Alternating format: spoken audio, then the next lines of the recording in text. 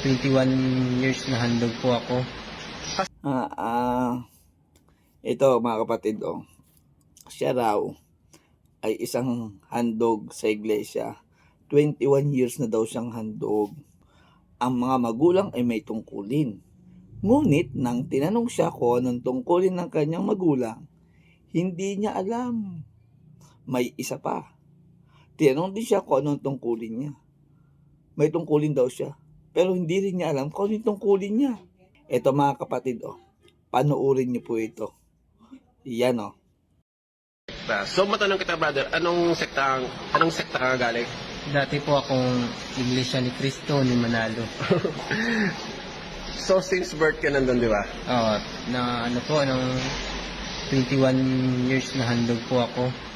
So 21 years old ka ngayon. Kamusta naman yung relasyon mo ngayon sa parents mo? Na sinabi niyo mo rin kanina na medyo labag sa kalooban nila na lumipat ka sa Catholic Church. Lalong naging masama. dahil sa akin na... Hindi ka ba nila tinakwil o ano? Tinakwil ng una. No, tinakwil na? dahil sa akin na ano po sila sa kanilang tungkulin. Napaalis. Okay. So, dahil sa conversion mo sa Katoliko, naalis sa tungkulin yung parents mo. Ano yung tungkulin nila, bro? Matanong ko lang. Parang sila yung Kaya nga ikaw lang kung magaling ang tsamba mo, malakas eh. nag-guide po sa mga pumapasok na...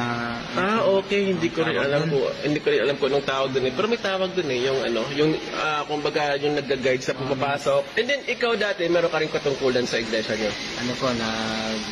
ng pasugo po.